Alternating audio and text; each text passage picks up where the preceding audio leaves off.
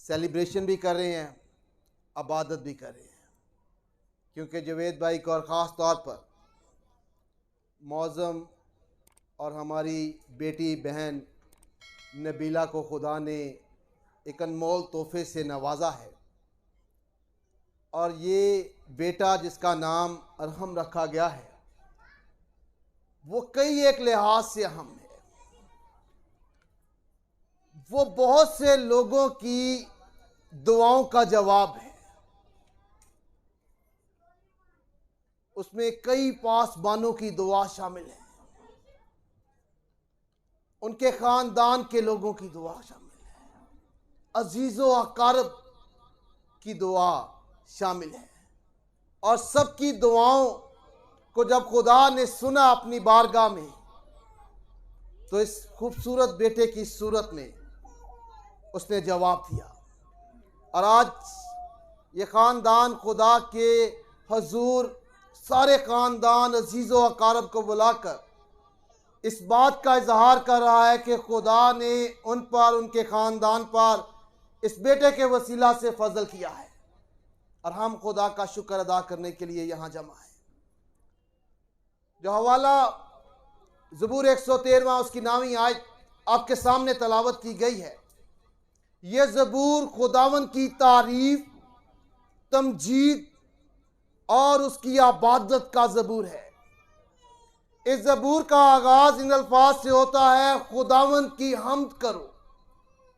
और इस ज़बूर का इख्तिताम भी इन्हीं अल्फाज से होता है कि खुदावन की हम्द करो। खुदा की हम तारीफ और तमजीद ईमानदारों को हर वक्त, हर पल, हर हालत में करनी चाहिए। लेकिन जब खास तौर पर खुदा आप पर फजल करता है तो खुदा के हजूर शुक्र गुजारी, उसकी तारीफ और तमजीद करनी चाहिए। हमारी बहन ने 2 साल के करीब, 2-2.5 साल के करीब जो हैं वो बड़े परेशान, शादी के बाद बड़े परेशानी में गुजारे। ये नहीं कि घर के हालात बेहतर नहीं, सब कुछ खुदा ने दिया था, लेकिन हमारे माशरे में शादी के बाद अजीज़ो अकारब, रिश्तेदार, दोस्त अहबाब ये चाहते हैं कि जिससे वो चाहते हैं, जो उनका दोस्त है, रिश्तेदार है, शादी के बाद उन्हें औलाद जैसी नेमत खुदा दी। और जब उसमें कमी रह जाती है तो हमारे माशरे में उसे एक बड़ी कमी के तौर पर देखा जाता है। बहुत दफ़ा लोग कुछ कहते नहीं हैं, लेकिन उनकी बॉडी लैंग्वेज या उनके एक्सप्रेशन ऐसे होते हैं जो उस औरत के दिल को चीर देते हैं जिसे अभी खुदा ने औलाद नहीं दी। लेकिन खुदा हर एक चीज वक्त पर मुहैया करने वाला है। बाइबल मुकद्दस में भी खुदा के कलाम में 7 ऐसी औरतें हैं जो बांझ थी और खुदा ने फिर वक्त पर उन पर फजल किया।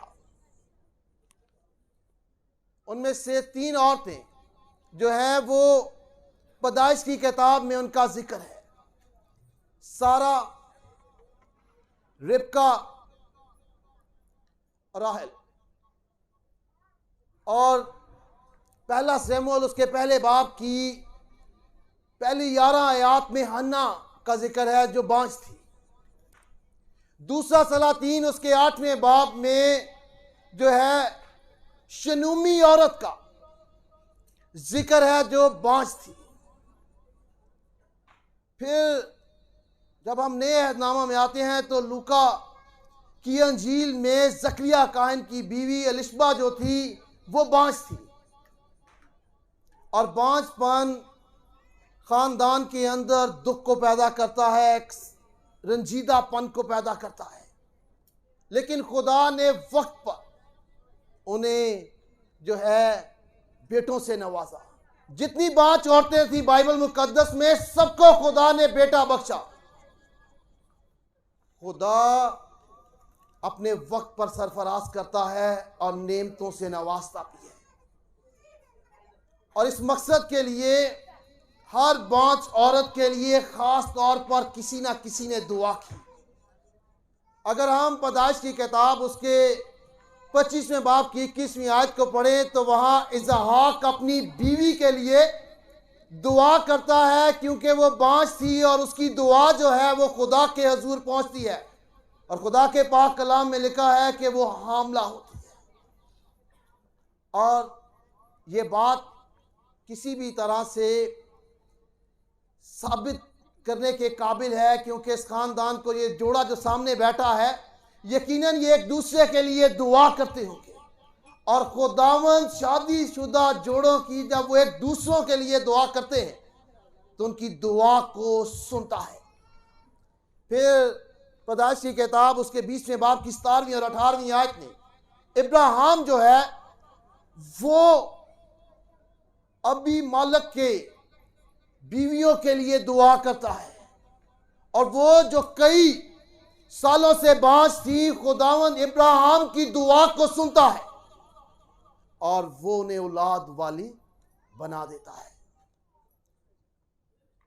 पहला सैमुएल उसके पहले बाब में हन्ना अपने आप के लिए दुआ करती है, और उसकी दुआ जो है उसकी सुनवाई नहीं होती है, अल्फाज वो अपने मुंह से अदा नहीं करती, लेकिन वो अपने दिल की पूरी हालत को खुदा के सामने उंडेलती है, और उसकी आवाज आल में बाला पर पहुंचती है। और एली काहन कहता है कि जो कुछ तूने मांगा है खुदा ने तुझे दे दिया है।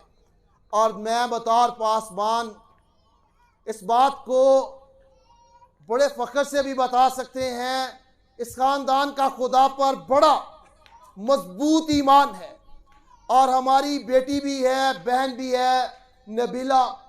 जब खुदा अभी इस नेमत के लिए डिले कर रहा था, कुछ वक्त दरकार था, तो जब भी मदर डे होता या कोई माँ की बात होती तो हमारी बहन के आंखों से आंसू बहते थे, और बतौर पासबान चर्च के अंदर खुदा के घर के अंदर मैं भी उन आंसुओं को देखता था, और अगर पासबान होते हुए मैं देख सकता हूं तो जिस खुदा के घर में वो आंसू बहा रही थी, जिस कमी के लिए, खुदा भी उन आंसुओं को देखता है, उसकी दिल की पुकार को सुनता है, और फिर आज हमारे सामने उन आंसुओं का भी जवाब है, उन दुआओं का भी जवाब है कि खुदा ने उन्हें बेटे जैसी नेमत से नवाजा है।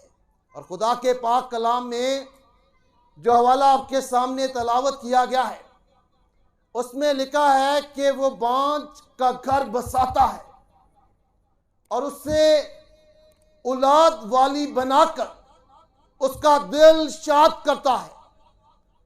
यह इस बात को जाहिर करता है कि औलाद खुदा की तरफ से है, और जो दिल रंजीदा होते हैं खुदा जब उन्हें औलाद बख्शता है तो वो खुशी से भर जाते हैं। और ज़बूर 127 उसकी 3री आयत में लिखा है, औलाद खुदा की तरफ से मेरास है और पेट का फल उसी की तरफ से अजर है। और ये अरहम जो है ये खुदा की तरफ से इस खानदान को तोहफे के तौर पर दिया गया है, उनकी दुआओं के जवाब में दिया गया है। और जितने बाइबल मुकद्दस में जितनी बांझ औरतें थी उन्हें जितने भी बेटे बख्शे गए, खुदा ने उन सबसे बड़े काम लिए। मनोहा की बीवी जो बांझ थी, जब खुदा ने उसके तरफ अपने करम की नजर की तो समसून पैदा हुआ जो इसराइल में सबसे ताकतवर था, और इसने इसराइल की कौम को फलस्तीनियों से छुड़ाया। और खुदा ने पैगाम दिया था उसकी मां को कि ये लड़का पेट में ही खुदा का नजीर होगा, यानी खुदा का पसंदीदा होगा। हन्ना को सैमुएल दिया गया जिसने इस्राएल की तारीख के सबसे पहले बादशाह को मसा किया। खुदा ने उसे बड़ी कसरत से इस्तेमाल किया। नया नामा में काहन जकरिया की बीवी एलिशबा को काफी देर के बाद खुदा ने बेटा बख्शा, और वो यूहन्ना बपतिस्मा देने वाला है जिसके बारे में खुदावंद यीशु मसीह ने कहा कि जितने औरतें पैदा हुए उनमें से यूहन्ना सबसे बड़ा है, और उसने खुदावंद यीशु मसीह की राह को तैयार करने की खिदमत उससे ली। तो खुदा जब देर से कोई चीज़ देता है तो उसका मकसद होता है, और बड़ा मकसद होता है। और मैं बतौर पासबान इस बात का यकीन रखता हूं कि खुदावंद ने इस बेटे को दुआओं के जवाब में दिया है, और यकीनन वो उससे बड़ा काम आने वाले वक्त में लेगा, जिससे खुदा के नाम को इज्जत और जलाल मिलेगा। और एक वालिदैन की खुदा के पाक कलाम के मुताबिक जिम्मेदारी ये है कि वो अपने बच्चे की रूहानी और जिस्मानी तरबियत करें। उनका अपना जिंदगी बसर करने का तरीकाकार उनके बच्चों के लिए एक सीख होता है। वो सीखते हैं कि उनके वालिदैन किस तरह से ज़िंदगी बसर करते हैं। अगर वो ईमान में ईमानदारी के साथ ज़िंदगी बसर करेंगे तो फिर उनका बेटा भी ईमानदारी में, रूहानियत में बढ़ता जाएगा, तरक्की करता जाएगा, और फिर खुदा के फजल से जिस्मानी बढ़ोतरी और तरक्की को भी हासिल करेगा। खुदावंद इनकी इस शुक्रगुजारी की इबादत को कबूल करे। हम सब यहाँ पर इनकी इस खुशी में शामिल होने के लिए हैं। खुदावंद इसकी उम्र दराज करे और इसकी हमेशा हिफाजत और निगहबानी करता रहे, और इस कलाम के वसीला से आप सबको बड़ी बरकत दे। आमीन।